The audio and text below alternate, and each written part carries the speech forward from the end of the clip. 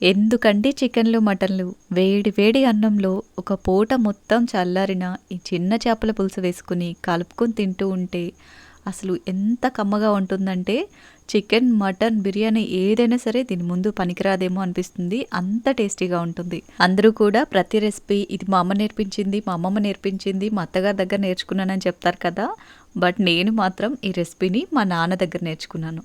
మా నాన్న చాలా బాగా చేస్తారు ఈ చిన్న చేపల పులుసు. ఆయన స్టైల్‌లో ఈ చిన్న చేపల పులుసు టేస్టీగా ఎలా తయారు చేసుకోవచ్చో చూపిస్తాను. మీరు కూడా ఒకసారి ట్రై చేయండి. ముందుగా ఇలా 1 కేజీ చిన్న చేపలు తీసుకుని తల, తోక తీసేసి ఉప్పు, నిమ్మరసం వేసి శుభ్రంగా కడిగి తీసుకోవాలి. అండ్ ఇందులోకి 2 స్పూన్ల ఉప్పు, మీకు కల్లుప్పు అవైలబుల్ ఉంటే అదే వేసుకోండి. అలాగే ఒక పావు స్పూన్ పసుపు, 1 స్పూన్ కారం, 1 స్పూన్ ఫ్రెష్‌గా నూరుకున్న అల్లం వెల్లుల్లి పేస్ట్, చిన్న ముక్కలుగా కట్ చేసుకున్న 3 పచ్చిమిరపకాయ ముక్కలు, 1 కప్పు బాగా సన్నగా కట్ చేసుకున్న ఉల్లిపాయ ముక్కలు, ముప్పావు కప్పు వరకు బాగా సన్నగా కట్ చేసుకున్న టమాటా ముక్కలు, 1 స్పూన్ ఫిష్ మసాలా యాడ్ చేసుకోవాలి.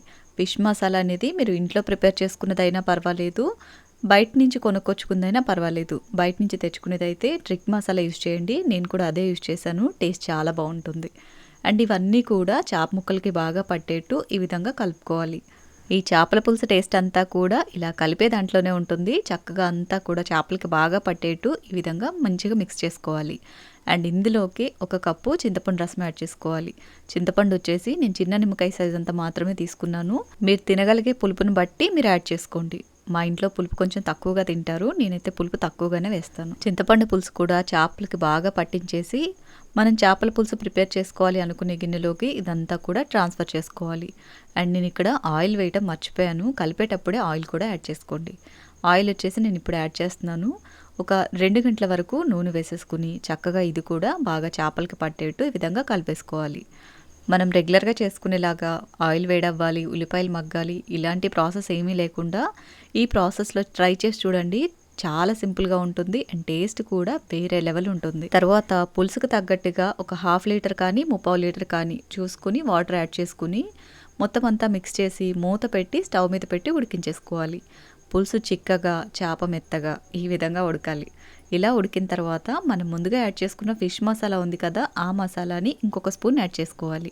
ఇలా లాస్ట్లో యాడ్ చేసుకోవటం వల్ల మసాలా ఫ్లేవర్ అనేది బాగా తెలుస్తూ చాలా టేస్టీగా ఉంటుంది.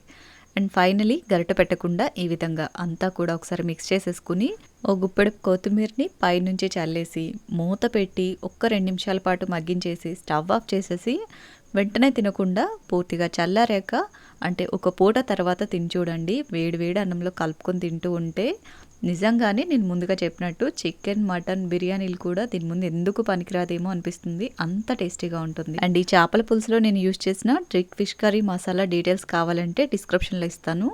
మీకు ఆ మసాలా అవైలబుల్ లేకపోయినా 2 స్పూన్స్ ధనియాల పొడి, ఒక 1/2 స్పూన్ వరకు గరం మసాలా పొడి వేసుకోండి. సింపుల్గా చాలా బాగుంటుంది. సో తప్పకుండా మీరు మా నాన్న స్టైల్లో ఈ చేపల పులుసు ట్రై చేయండి.